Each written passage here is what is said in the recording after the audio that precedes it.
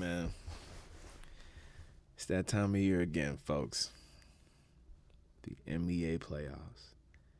Now, y'all remember the OG fans that's been here, the OG supporters. Um, y'all remember how I did this shit the first go around. I would literally just have, you know, my face, my microphone. I had a little lapel microphone, a little lavalier, and I would just say my predictions right there and then. But since I started reacting mostly now, we're gonna do it in the reacting format. All right. So now that all of the seeds are set officially, at the time of this recording, it is Friday, 10 o'clock Mountain Time. So it is now Saturday in East Coast, which means it's playoff time in the NBA. So now it's time to react to my predictions of how the first round gonna go. You feel me? Um, the Western Conference matchups are spicy. Each of them. Oh my god. I'm sad that the Hawks fell short to the Miami Heat in overtime, bro. Like, what the fuck? We lost in the play-in today, and the Heat became the 8th seed to go against Cleveland. And I ain't gonna lie, let's go ahead and start there on the Eastern Conference. As you see here, if we can zoom in, can we? Hell yeah. All right, for sure. First series we're going to talk about is Cleveland versus Miami. The 1 seed versus the 8 seed. Cavaliers going to have their fun with this series. This is an automatic second round lock for Cleveland, for sure. I don't know if Spider going to really be Spider like we know him to be. I think this is more going to be a Darius Garland, Evan Mobley type of show up for this round, especially Evan Mobley because he got to go against Bam Adebayo while Jarrett Allen is going up against Khalil Ware. And as long as they can contain Tyler Hero, Andrew Wiggins, Highsmith, and Duncan Robinson when he's on the floor, as long as they can contain them guys, this is a cakewalk. Literally a cakewalk for Cleveland. I got Cavs in 5. I think they're going to sneak a win in game 3, maybe, Miami, if they get that feeling of the fans at the house, you know. But or maybe game 4, I don't know. But as of right now, I got Cavs in 5, okay? Moving on down. Jesus. This rivalry has been crazy already, man. We got Indiana versus Milwaukee, bro. And as of like, shit, really this decade, for real. It's been a spicy rivalry between these two teams.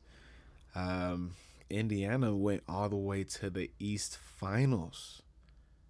So, I don't think this going to happen again this year. I don't think so. Excuse me. But without Damian Lillard, it's going to be a lot on Giannis's plate. Without Damian Lillard and Chris Middleton, because he got traded for Kyle Kuzma. So this is Kyle Kuzma's first time in the playoffs since his championship run with the Lakers back in the bubble. So I'm sure he's going to have a bunch of nerves his first or second game, you know what I'm saying, into the series. Pacers, they have home court advantage, and playing in Indiana, I heard, is crazy. Their fans are basketball fans for real. Like, they give off, like, college team fan base for real, for real. So, it's going to be a spicy one. This could go either way for real. I don't really know because this year Tyrese Halliburton has not been Tyrese Halliburton. What the Halliburton? Stupid ass. But he has to show up this series. Like last season, he was the league leader in dimes. He needs to be the leader in dimes in this series. And he need to put up 20 plus every game. Because there are some games this nigga putting up like 5, 10 points. Like, come on. Off of terrible shooting percentage. So if you having an off night, Halliburton, pass the motherfucking rock like you've been doing. Just make sure your teammates score so you can get that dime. Miles Turner needs to play big defense versus not only Giannis, but Brook Lopez, because he can catch fire from three. And Pascal Siakam, that's an NBA champion already with the Raptors during his time there, but he needs to bring it too. Those three guys and the supporting cast, what's his name? Neesmith? I think it's Neesmith. And then Nembhard too. Those guys got to bring it. TJ McConnell, they got to bring it. You know what I'm saying? But yeah, like I'm saying, without the Bucks having without Dame on the Bucks with his blood clot issue, speedy recovery by the way, Dame. But I got Pacers in. I'm gonna say this one's going to 7 because Giannis is going to put up a fight, and if he don't make it out this first round, he's leaving. No question, he's leaving. And speaking about the Hawks, man, when I said we lost, I think we just saw Trae Young play his last game as an Atlanta Hawk too. It hurts me to say, but I'm going to be real and admit the truth when it needs to be said. All right? But anyways, got Pacers in 7. Next series, the Knicks versus the Pistons. Whoo. First of all, shout out to the Detroit Pistons, man, for making it into the playoffs. Because last season, they were dead last. These niggas had the worst record in the league last season. And the worst record in Detroit Pistons history, I believe, as well. So to go from that and to now be the 6th seed in the playoffs and not being in the play-in, definitely tip my hat to Detroit for sure. Coach of the Year, JB Bickerstaff. First ballot, no debate. People could say Kenny Atkinson because how he transformed Cleveland, but that's cool. Or Ime Udoka on the Rockets, which he transformed them in a 2-year span. That's cool too. And he got to get that recognition as well to at least be a nominee. But JB Bickerstaff did a hell of a job this season putting up a winning record to be in the playoffs. Not the play-in, the playoffs. First ballot Coach of the Year, JB Bickerstaff. You got my vote. And you got my pick for this series to win. Knicks fans, you can go ahead and kill me, roast me in the comments. I don't give a fuck, okay? Y'all know how Tom Thibodeau is, man. He will run his starters to the fucking floor, all right? This team was guilty of that last year in Game 7 versus Indiana in the second round. Jalen Brunson broke his fucking finger or hurt his finger. Josh Hart was injured. Fucking Randall was already hurt. You know what I mean? So more of your court. Anunoby was going through his shit. All of your starters were fucking crumbling, literally, because you're running them to the floor. Like, you act like you only have 5 players on your fucking team, Thibodeau. Like, you have a roster full of 11 to 13 people. Play them niggas. They obviously good enough to be in the NBA, so play them niggas. Stop being scared. Stop being a bitch. The fuck?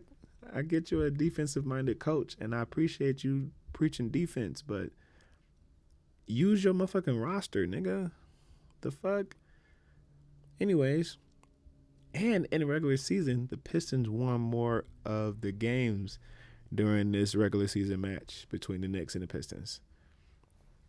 Regardless of it being in the Garden, I feel like the Pistons may lose Game 1, but once they get familiar with the atmosphere and get that first game behind them, it's up for them niggas. And then Game 3 and 4 in Detroit, it's up for them niggas. I got Detroit in 6 for sure. Last on the Eastern Conference, the defending champion Boston Celtics versus the Orlando Magic, who beat the Hawks in the first play-in game to be the 7th seed. This is a cakewalk for Boston. I'd probably say 5 or 6 games, though. Probably 5. Because I feel like Paolo is going to put up a fight, too. And, Duke versus Duke. Jason Tatum versus Paolo Banchero. So that's going to be cool to see. And I'm sure Paolo is already excited to go against Tatum since they already have that relationship from back in the Duke days, So, yeah, I still got Celtics going because, man, come on. They the defending champions. They trying to make sure they get banner number 19, you feel me? So they're going to do whatever they got to do to get that. And whoever's in their way going to get smacked the fuck up. I feel that. They on that mission. So as long as Boston hits their threes and play phenomenal defense like they've been doing all season, Celtics in 5. We ain't even going into all the details. We know who the Celtics have, all right? From Tatum to Jaylen Brown, Derek White, Horford, Porzingis, Hauser coming off the bench, Pritchard coming off the bench, Luke Cornett coming off the bench. So, yeah, Celtics, this is a cakewalk for them. Paolo and Franz Wagner, inconsistent as, might I add, need to step their shit up if they want to make this a series. And they're missing Jalen Suggs real bad and Mo Wagner real bad. So, yeah, Celtics in 5.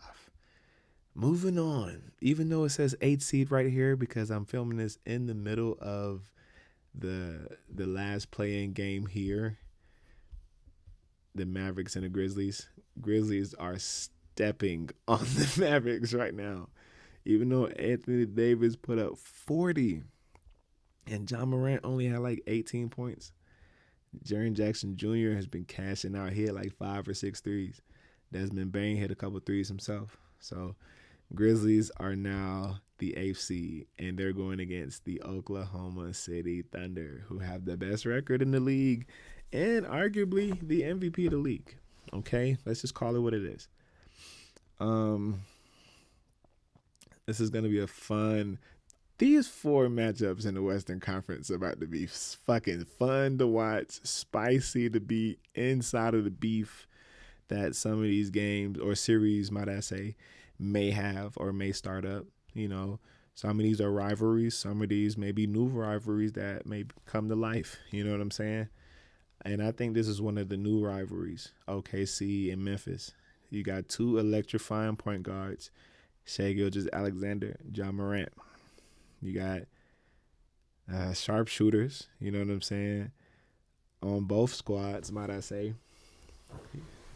Got a defensive player of the year, Jaren Jackson Jr., and you got a tall fucking giant in Zach Edey. Then you got Chet Holmgren going against Triple J. And then Hardenstein going against goddamn Edey. Whoo, yeah. The matchups are there, but the chemistry is what matters. And definitely OKC got the chemistry. For them to be 68-14, it makes clear sense. And then Memphis just fired their coach 2 weeks into the fucking end of the regular season. I don't understand when coaches or front offices make dumb decisions like that. If you want to fire the coach, either do it around the trade deadline or at the end of the season. A couple games before the playoffs, or in their situation, the play-in. What the fuck does that do? They were the 3rd or 4th seed when their old coach got fired, And now they made it all the way to the 8th seed. It's crazy work. But anyway, I got Thunder. I got Thunder in 6. OKC is going to have fun with them. So I got Thunder in 6. Next, good old Nuggets versus the Clippers. This is low-key a rivalry, too, because this goes back to, the play-in. The bubble back in 2020.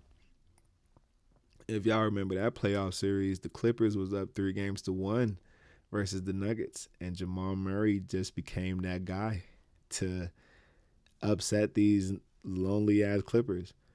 Remember playoff P?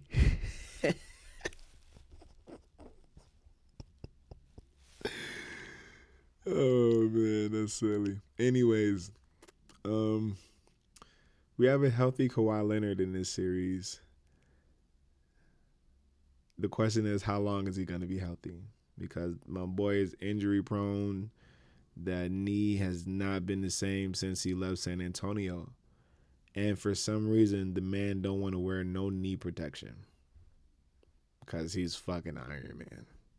Hey, I'm not Kawhi Leonard. I don't get paid millions of dollars to dribble a ball, so I don't know. Um, James Harden need to show up and show out because he'll have his moments where he'll drop a 40-point game or a 30-point game, give you vintage James Harden vibes from when he was in Houston.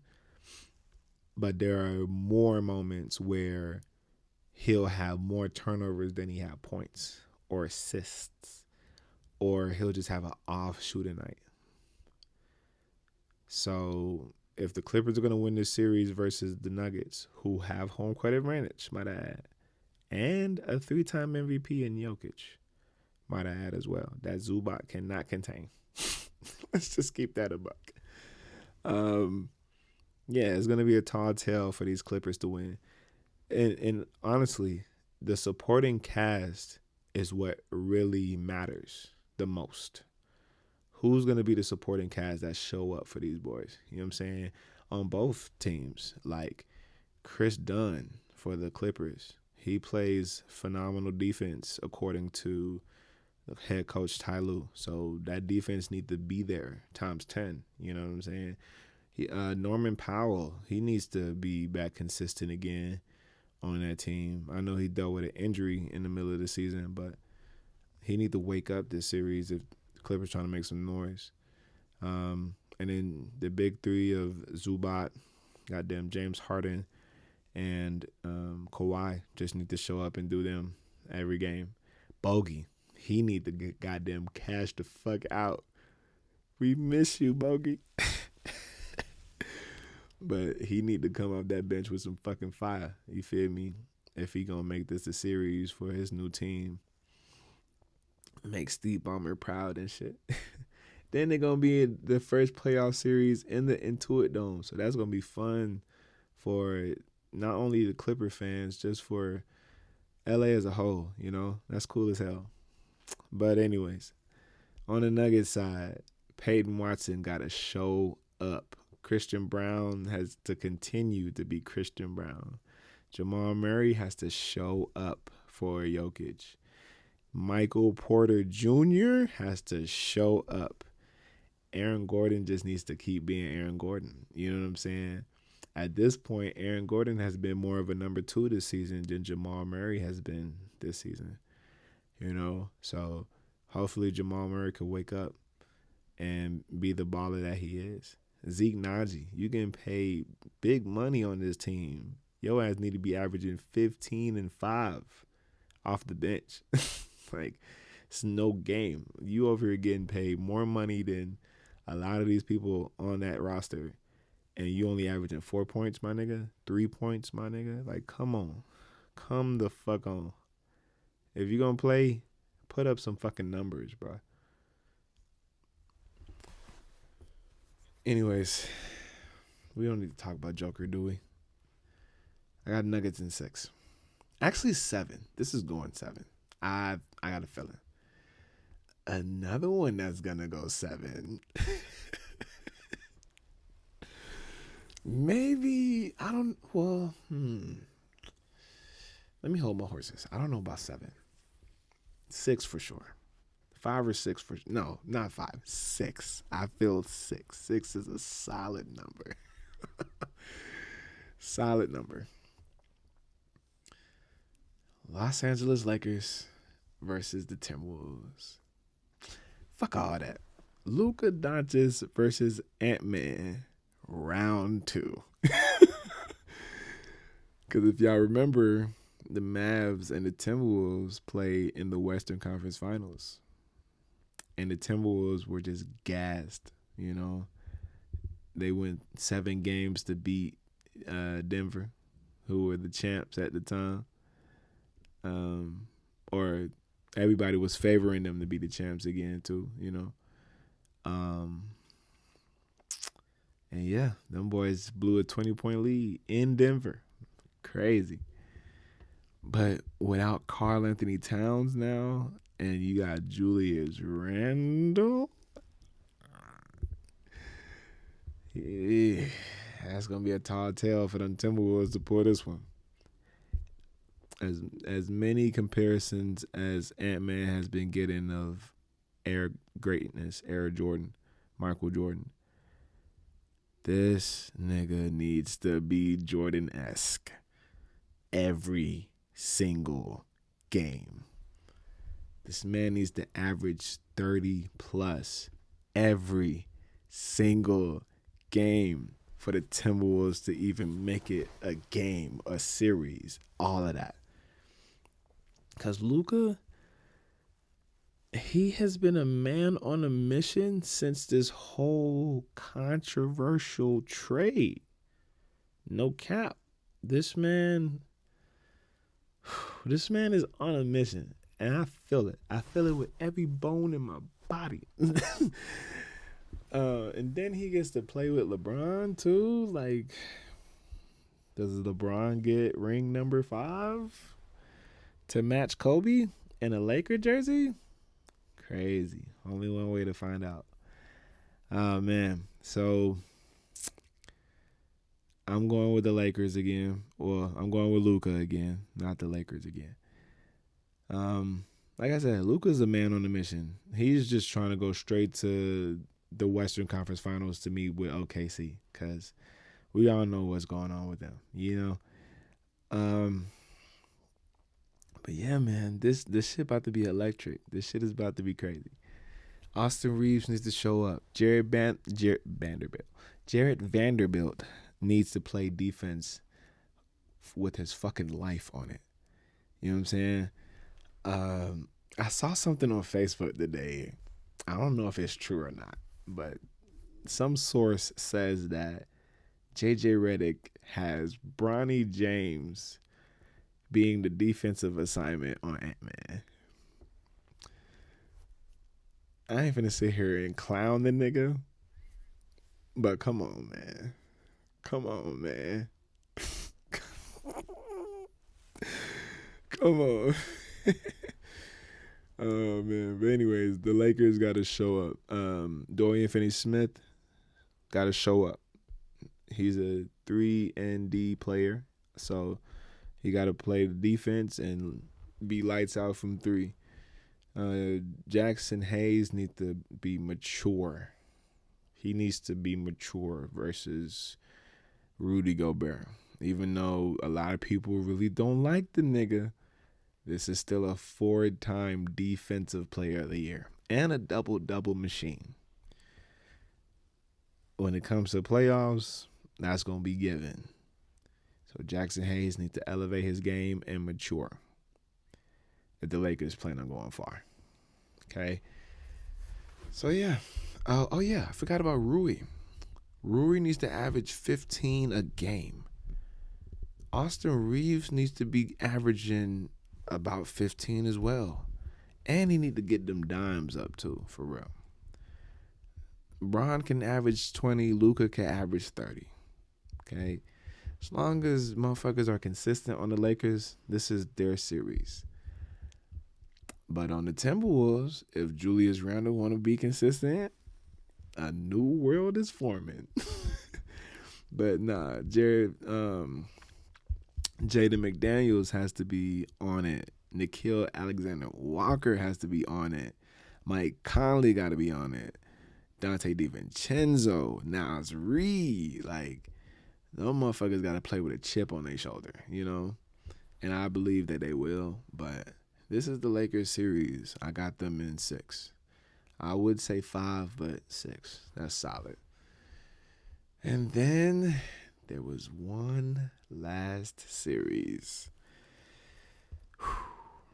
The Houston Rockets. First off, congrats on being the 2nd seed, man. Shout out to Ime Udoka, who catapulted the Boston Celtics to be where they at. But he had his little situation that got him up out of there. And Houston came calling to be like, yo, we need you to transform these young boys into superstars. And he has a dog squad. No cap. But these boys going against a dynasty. I said what I said. These boys are going against a dynasty. These niggas already won 4 within the last decade. Trying to make 5. Now that they got Jimmy Buckets. Playoff Jimmy.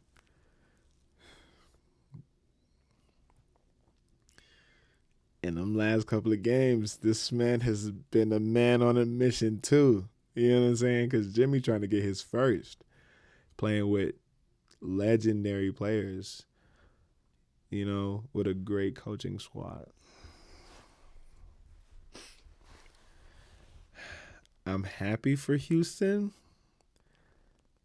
but I don't think they can hold it down versus the Warriors, man. Like, the Warriors have to be completely, like, burnt out for Houston to win and advance. And I don't see that happening. Yeah, the big 3 on Golden State are old, and they're over 35. They're all in their mid-30s, I believe. But still, Jimmy Butler, he got to average like 20 plus. Steph, 20 plus. Draymond just got to stay the fuck out of foul trouble and really like get his rebounds and assists up. And if he scores big, that's just a cherry on top. Honestly. Brandon Podziemski got to be consistent. I don't know what Steve Kerr beef is with Jonathan Kuminga. But that nigga need to play in this series every fucking game. He need to be a rotational player in this fucking series. Because believe it or not, Jonathan Kuminga is the leading scorer when the Warriors play the Rockets this past season. So if this nigga don't play, I don't blame Jonathan Kuminga for demanding a trade. I don't. Who else? Moses Moody got to show up and show out. Young bulls like Quentin Post and Trace Jackson Davis, they got to show up too, you know, because Sengun, they call him Baby Jokic, but they also got Steven Adams to deal with, and that's fucking a brick wall. Let's just call it what it is. That is fucking a human that cannot be fucking moved. Straight up. Unless goddamn Draymond kick him in the nuts again. Well, I hope he don't do that dumb shit. That shit needs to fucking go. You too old for doing that dumb shit. Shit goofy. It's not Little League. It's the pros, my nigga. But anyways, I got Warriors in... I got Warriors in 6 as well. I'm going to say 5. I'm going to say Warriors in 5. It's tough because, you know, they do have a champion in Fred VanVleet when he was with Toronto. But that was on the back of Kawhi Leonard, respectfully. Fred was nice, and he was definitely a rotational player. But he wasn't the reason that they won, okay? Excuse me. But Jalen Green, man, I think this is his first playoffs. So hopefully he can stay consistent with his 20 plus. And Dylan Brooks will just have to stay out of foul trouble.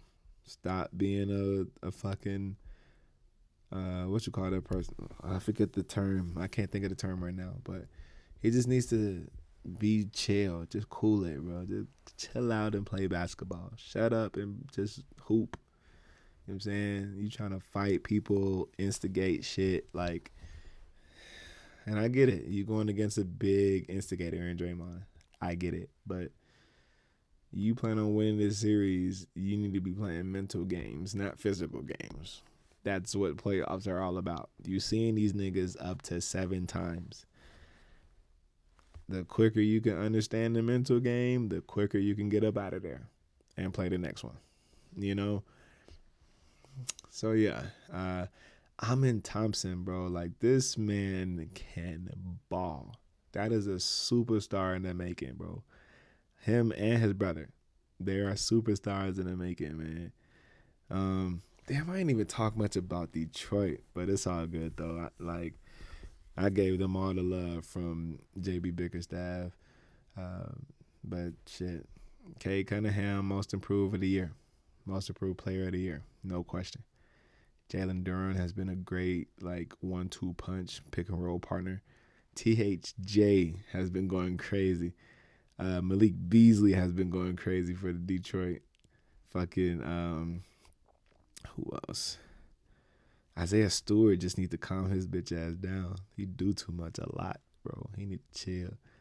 I said Amen's twin brother too. I swore. Them two gonna be superstars, bro. No cap. They are in a league of their own when it comes to like pure basketball talent, for real. The Moors are legit. But anyways, back to this particular series. I got Warriors in 5, bro. Straight up. So to recap it all, let's just zoom out real quick. Get everybody in the thing if we can. All right, sweet. So just to recap all, I got Cavs in 5. I got Pacers in 7. Pistons in 6. Celtics in 5. This is Thunder Grizzlies. I got Thunder in 5. I got Nuggets in 7. Lakers in 6. And Warriors in 5. Even though it may not be the games that I predict or the number of games that I predict, those are teams I'm rocking with to go into the next round. All right. If I'm wrong, I'll let y'all know that I'm wrong, and we'll react to that when round 2 starts. So I hope y'all enjoy these playoffs, man, and I'll catch y'all on the next one.